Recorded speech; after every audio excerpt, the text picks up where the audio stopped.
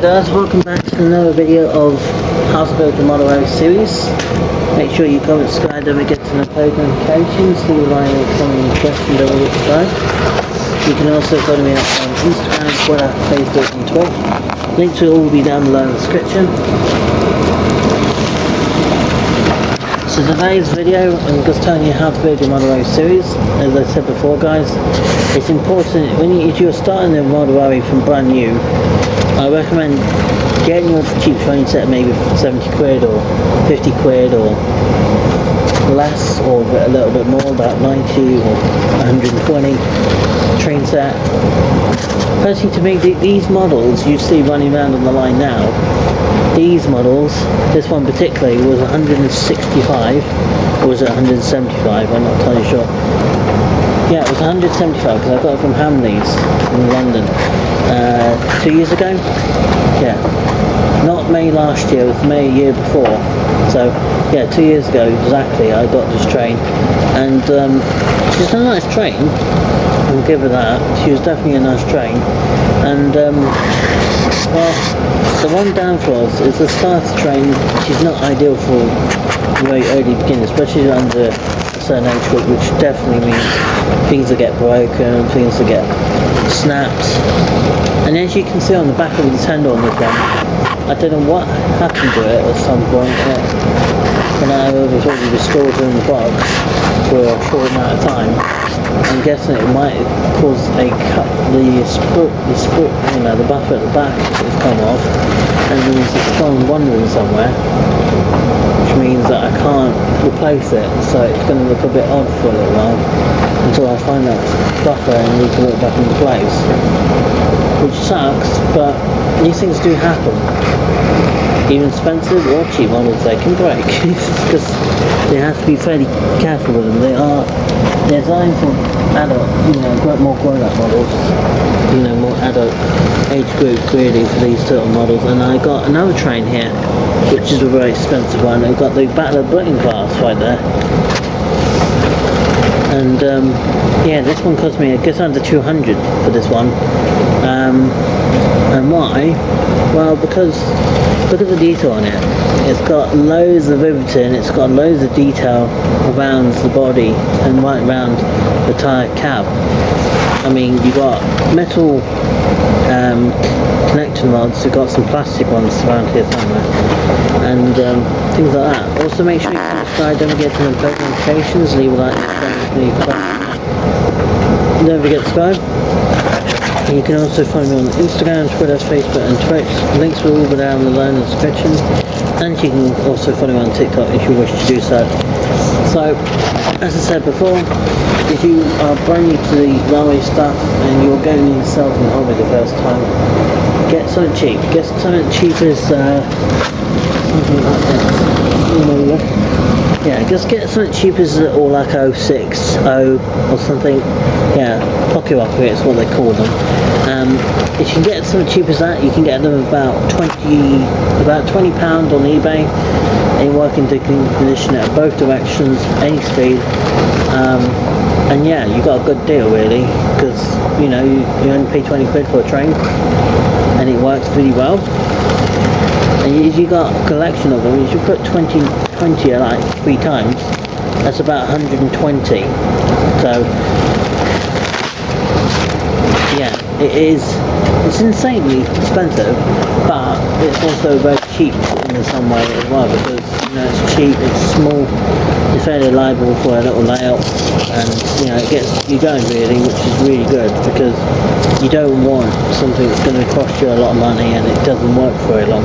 I had that happen once on one of my trains, and it was a shame, because you know it was a nice looking train, had it for a day, and then well, my mum said I should take it back, but in the end I found that the source of it was the controller being faulty. So in the end I decided, well, let's get the controller. In the end I thought to myself, well, just getting it running, getting it to see it would work on the old controller, and it works perfectly fine. It's just the controller was really faulty, and I had that happen with the Batman one as well. Batman, the easy command controller.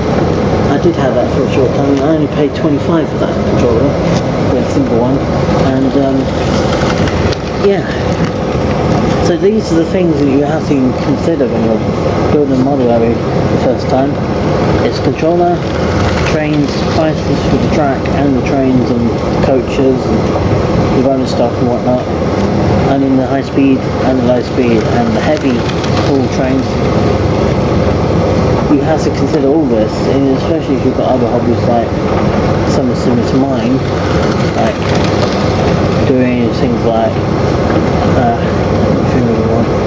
well, my model railway on its own, with the layout I've got and the size of the layout, is quite big, and the cost of running it at the moment is about, I would say roughly at the moment it's costing about 200, maybe around about £220 a year to well, it's £200 per week running that layout. I reckon on its own. That's how much power it uses for all going all down that line. It's a lot of money. And that's the thing in that, because each train is this railway, all of this costs money. And it's having money you can afford and having the finance to be able to keep them running.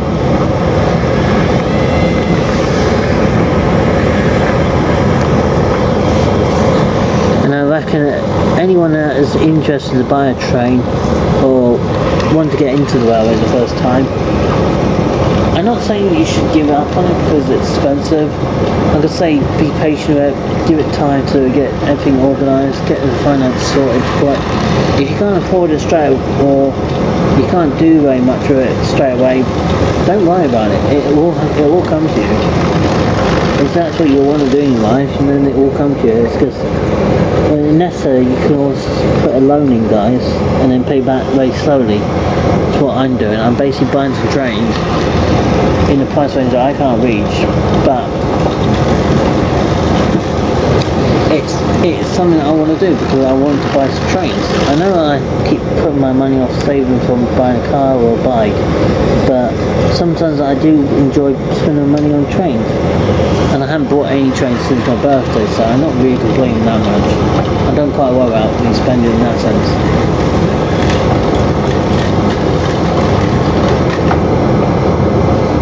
Yeah, so some trains are very easy to get broken very easily. Others can pretty much last you forever. It just depends on the train. I mean, as for my Battle of Britain class, very nice, very expensive, and definitely want to look after the most expensive trains if you can, because in the future we don't know if these are things that are going to be antiques in the future. We don't know if these are going to be something very uncommon. These could bring out something very unusual type of train in the future. We don't know about that because we don't tend to look up what's the antique expensive a new train would be on the model railway market. And Hornby have brought a new train set out.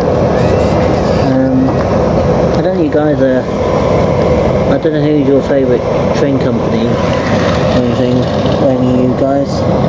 I like Hornby, I like Batman, I like Haldren. I haven't tried Lima, I haven't tried V-Trains yet. Yes, V-Trains, not bar V-Trains. But yeah, in 38 to done V-Trains.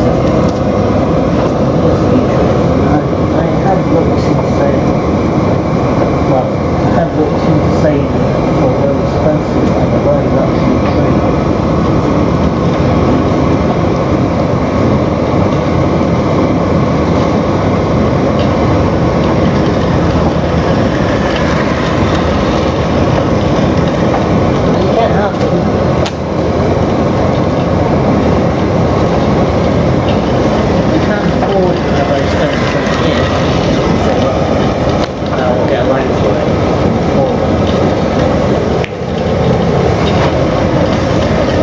Does loans cost?